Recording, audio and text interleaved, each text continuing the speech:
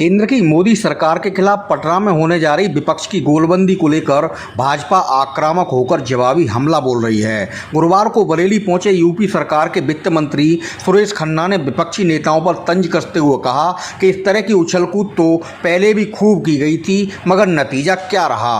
विपक्ष कुछ भी कर ले मगर होने वाला कुछ नहीं है। बरेली के सर्किट हाउस में विभागीय अफसरों के साथ जरूरी बैठक के बाद कैबिनेट मंत्री सुरेश खन्ना ने मीडिया से कहा कि भाजपा की नीतियां और उपलब्धियां सब पर भारी हैं। प्रधानमंत्री नरेंद्र मोदी की छवि के बराबर तो दूर, उनके चौथाई कद का भी कोई नेता विपक्ष के पास मौजूद नहीं है। ऐसा परसेप्शन काम करके बनता है, विपक्ष की तरह उछलकूद करने से नहीं। यूपी की जनता ने पहले राज्य में सपा बसपा की सरकार भी बनवाई थी, उम्मीदों पर खरी नहीं उतरी तो दोनों पार्टियों को जनता ने सत्ता से बाहर का रास्ता भी दिखा दिया। वहीं योगी सरकार को 36 साल बाद लगातार दूसरी बार यूपी की सत्ता सौंपी है। यह सरकार और पार्टी के प्रति जनता के विश्वास का नतीजा है। आप भी सुनिए और क्या बोले कैबिनेट मंत्री सुरेश खन्ना।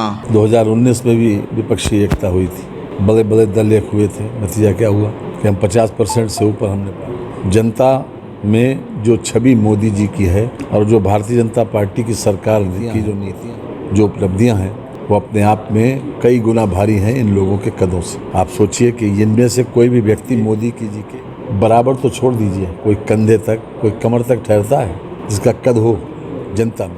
पब्लिक परसेप्शन क्या है? पब्लिक परसेप्शन एक दिन में नहीं बनता। तो ये लोग एक्सरसाइज इसलिए करते हैं कि अपनी जगह कम से कम स्टेट में तो बने रहे, तो बहुत नहीं लोग तो इनके स्टेट में उखड़ जाए। समाजवादी पार्टी को सत्ता मिली, 5 साल उन्होंने चलाई।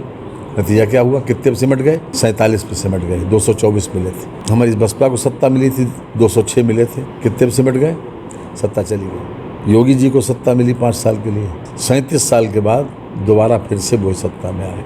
तो जो जनता के प्रति जो हमने संकल्प पत्र में वादे किए, जो पिछली बार वादे किए थे उसमें 98% से ज़्यादा पूरे किए, और जो 2022 में जो संकल्प पत्र में हमने जो वादा किया उसमें हमने पहले साल में 87 पर काम किया, और इस बार दूसरे साल में हम 110 पे काम कर रहे हैं। उछल कूद फांद कुछ भी कहो, लेकिन कूद फांद ये इसीलिए है कि कम से कम जो कुछ है उसे रोके कैसे। हमारी तो तैयारी हमेशा रहती है। एक चुनाव खत्म हुआ, दूसरे चुनाव की तैयारी रहती है। हम तो 5 साल चुनाव की तैयारी करते हैं।